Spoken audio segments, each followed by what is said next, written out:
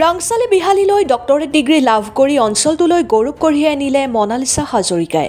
বিহালী সমষ্টিৰ অন্তৰ্গত ৰাংচালি আদৰ্শ গাঁৱৰ নিবাসী তথা অসম আন্দোলনৰ সময়ৰ ছাত্ৰনেতা বসন্ত হাজৰিকা আৰু শিক্ষয়িত্ৰী স্বৰ্ণলতা হাজৰিকাৰ সুযোগ্য কন্যা মনালিছা হাজৰিকাই অসম বিশ্ববিদ্যালয়ৰ পৰা মাইক্ৰ'বায়'লজি বিষয়ত ডক্টৰেট ডিগ্ৰী লাভ কৰাত অসম সাহিত্য সভাৰ অধীনৰ পূব বিহালী শতদল শাখা সাহিত্য সভাই কালি হাজৰিকাৰ বাসগৃহত উপস্থিত হৈ ফুলাম গামোচা আৰু মানপত্ৰৰে অভিনন্দন জনাই ডক্টৰ মনালিছা হাজৰিকাক।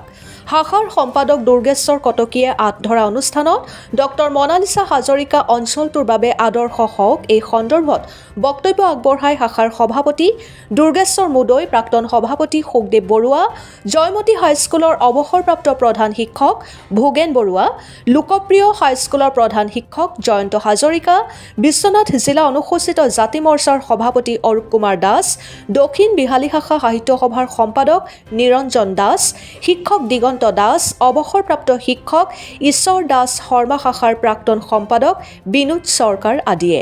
তদুপৰি অৱসৰপ্ৰাপ্ত শিক্ষয়িত্ৰী আকাশজ্যোতি সিংহই নাৰী নামৰ এটি কবিতা পাঠেৰে মনালিছাক অভিনন্দন জ্ঞাপন কৰে। ইয়াৰ উপৰিও মনালিছা হাজৰিকা, পিতৃ বসন্ত হাজৰিকা আৰু মাতৃ স্বৰ্ণলতা হাজৰিকায়ো নিজৰ অনুভৱ দাঙি ধৰে। ইফালে উক্ত অনুষ্ঠানত শিক্ষক ভৱেন বৰা, টংকেশ্বৰ হাজৰিকা, জ্যেষ্ঠ সাংবাদিক ভুৱন লুইটেল, খগেন মটক আৰু যুৱ সাংবাদিক কৰণ শইকীয়াৰ লগতে স্থানীয় আইমাতৃসকল উপস্থিত থাকে। বিশ্বনাথৰ পৰা পলাশ প্ৰিয়মৰ ৰিপৰ্ট, বিহালী সংবাদ অসম।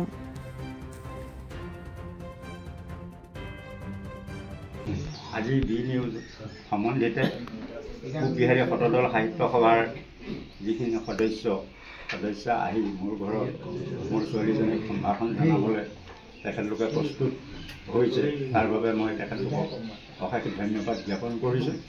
মই কি ক'ম, নিজৰ ছোৱালী হৈ তাই সৰুৰ পৰাই বহুত মেৰিটাছ আছিল আৰু সাহসী আছিল।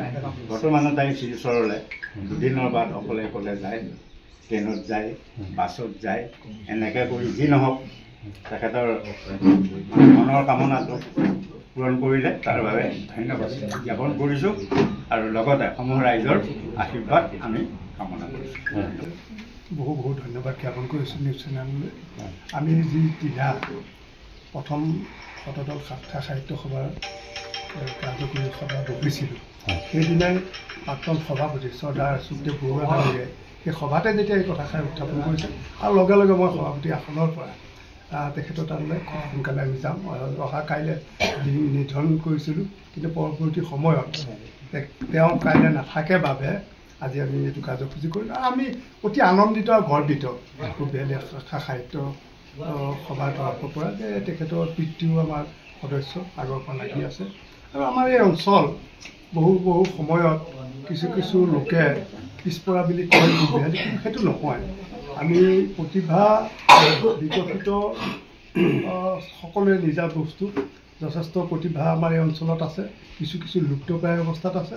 আৰু এতিয়া আজি আলোচনাত আমি দেখিলোঁ প্ৰায় 80 বা 90% ব্যক্তিয়ে এই অঞ্চলৰ নাজানিছিল যে বসন্ত হাজৰিকাৰ ছোৱালী ক'ত শিলচৰ ক'ত পঢ়ি আছে, কি কৰে কি নকৰে, কিন্তু আজি প্ৰতিফলিত হ'ল এটা সেই সুগন্ধিত পুষ্প হৈ তাৰ পৰা শিলচৰৰ পৰা ওলাই আহি যি আজি আমাৰ বিহালী অসমৰ তেওঁ প্ৰতিভা বিকশিত হোৱাৰ পথত আগবাঢ়ি আহিছে। আৰু অনাগত দিনসমূহত তেওঁ আমাৰ এই অঞ্চলত উঠি অহা প্ৰজন্মৰ কাৰণে আদৰ্শ হওক আৰু তেওঁলোকক আগুৱাই নিয়াৰ ক্ষেত্ৰত তেওঁ অগ্ৰণী ভূমিকা লওক আৰু তেওঁ পিছৰ সবতো প্ৰকাৰে মংগল কৰক তাৰে কামনা কৰোঁ। ধন্যবাদ।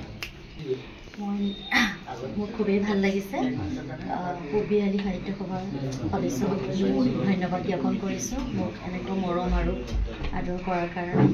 মোৰ সদায় মনত ৰাখিম আৰু আপোনালোকে যিখিনি মোক লৈ গৌৰৱান্বিত হৈছে সেইখিনিক লৈ মই নথৈ আনন্দিত।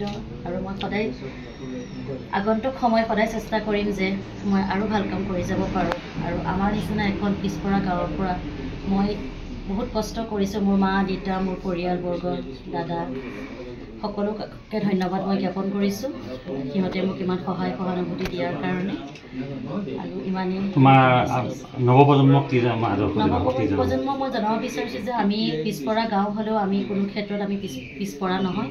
আমি নিজৰ মনৰ পৰা যদি কিছুমান কাম কৰিব বিচাৰোঁ, পঢ়া শুনাৰ ক্ষেত্ৰত হওক, অকল পঢ়া শুনা বুলিয়ে নহয়, খেলৰ ক্ষেত্ৰত হওক বা যিহেৰ ক্ষেত্ৰত হওক, যোন ফালৰ পৰা পাৰ্গত সেই ক্ষেত্ৰত আগবাঢ়ি যাব লাগে। পিছপৰা গাঁও বুলি আমি ৰৈ থাকিবলৈ নহ'ব।